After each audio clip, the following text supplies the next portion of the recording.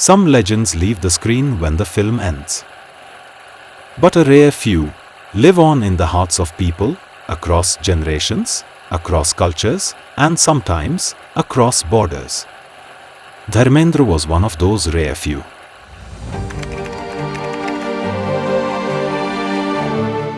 As India mourns the passing of the beloved superstar, the man we lovingly called the He-Man of Bollywood, it is worth remembering a moment from just a few months ago. We bring you a moment that speaks more about Dharmendra's influence than any award, headline, or tribute ever could.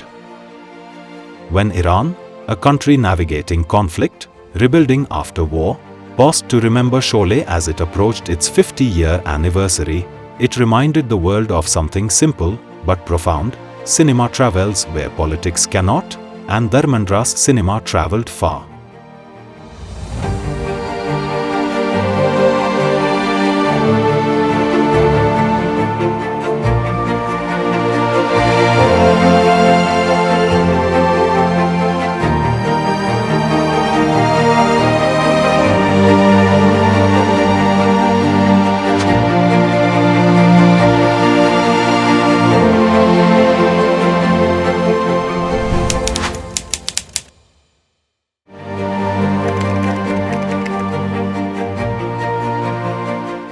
In 2025, as the world prepared to celebrate Sholay's Golden Jubilee, the Consulate General of Iran in Mumbai posted something unexpected. A full-page feature from an old Iranian newspaper celebrating Sholay. And above it, just 4 simple words: "We still remember Sholay." This wasn't a diplomatic message. It wasn't symbolism. It was nostalgia. Pure, honest nostalgia. Because in the 1970s and 80s, Indian cinema was one of Iran's biggest cultural imports. Raj Kapoor had crowds waiting for him in Tehran. Films like Shri 420 and Sangam played to packed theatres. Indian songs were hummed in Iranian households.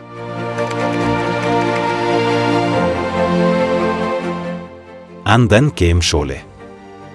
A film about friendship, courage, loyalty, and whose themes universal enough to speak to anyone, anywhere.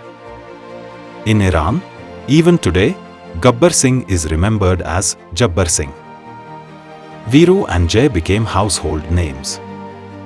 And Dharmendra, with his effortless charm and emotional honesty, became a familiar face, almost like a friend from another land. That is why the tribute mattered. Not because Iran remembered an Indian film, but because Iran remembered a feeling, a time, a story, and an actor who represented warmth.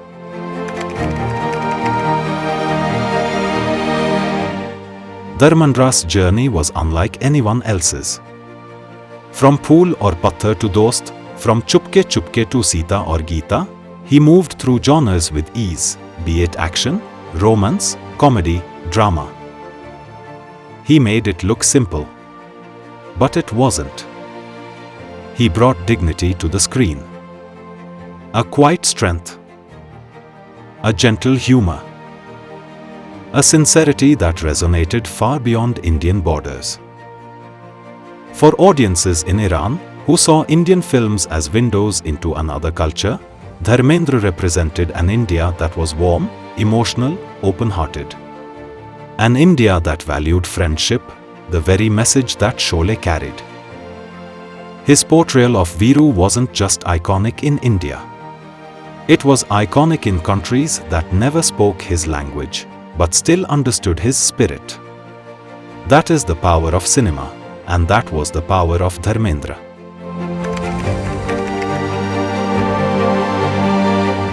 India and Iran share a relationship deeper than diplomacy and a history of cultural overlap, poetry, language, trade, and art. Until 1947, India even shared a border with Iran. And even after political landscapes shifted, the cultural connection remained strong. Indian films became Iran's favorite cultural import in the 1950s and 60s. Raj Kapoor, Madhubala, Nargis, They were household names there. But Sholay built something special. A shared memory. In 2025, as Iran remembered Sholay and Dharmendra, it reflected a softer truth beneath geopolitical headlines. Nations may disagree, borders may harden, but cultural affection survives quietly. Indian cinema has always been that bridge. And Dharmendra remained at the heart of it.